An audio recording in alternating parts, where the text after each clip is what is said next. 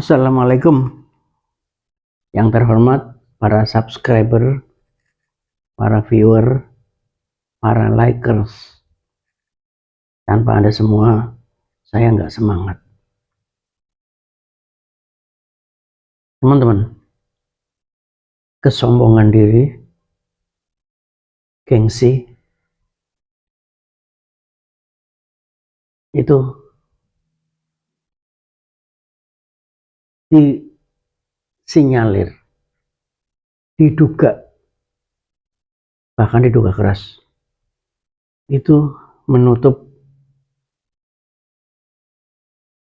penambahan ilmu pengetahuan.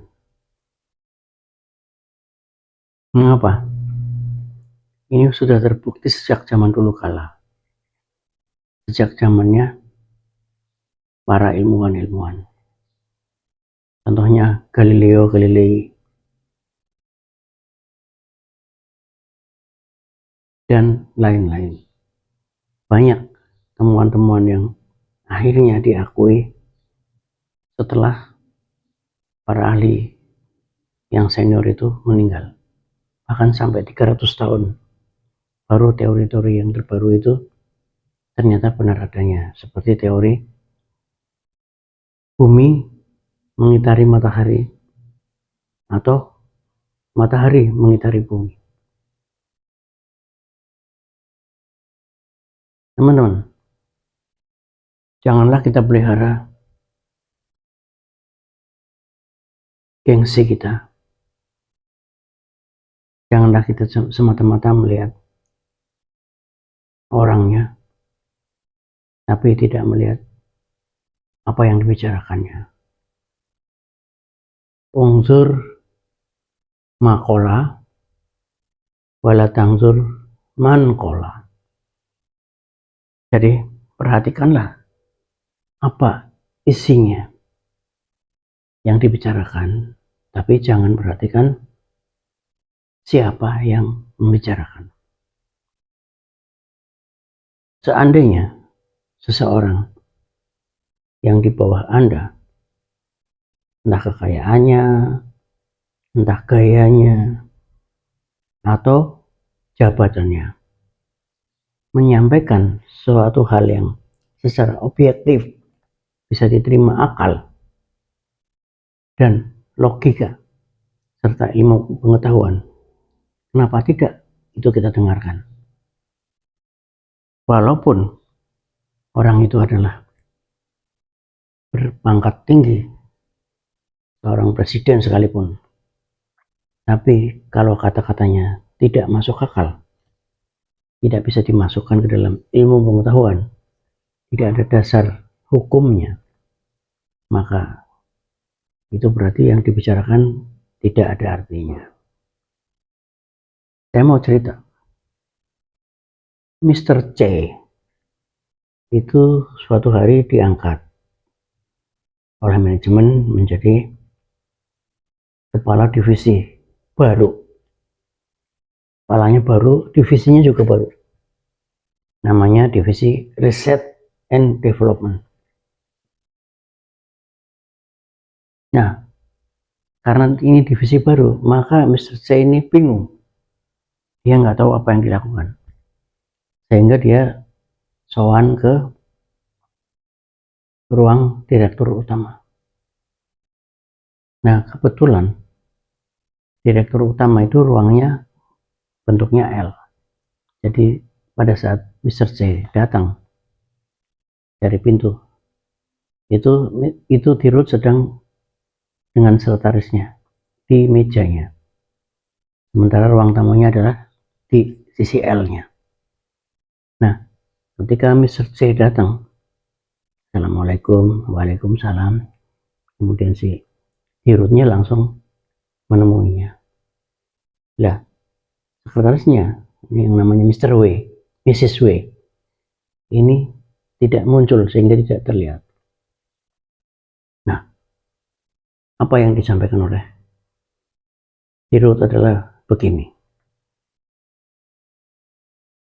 Mr. C, ini saya kasih gambaran umumnya. tugas-tugas apa aja yang memang diperlukan oleh divisi riset dan development. Nanti setelah ini maksimal 2 hari saya akan antarkan print out job desk dari jenengan semua beserta staf Anda. Baik Pak. Ada tambahan Pak? Itu Mr. C bilang. Ada. Untuk teknis pelaksanaan dan segala macam pengalaman, Anda bisa konsultasi ke Mr. Z di ruang sebelah. Baik Pak. Kemudian waktu berlalu dan terjadi reorganisasi sehingga Mrs. W yang semula jadi sekretarisnya Dirut, dia menjadi sekretarisnya Mr. Z di sebelah. Nah, pada waktu bicara-bicara gitu, entah bicara apa, terbersihlah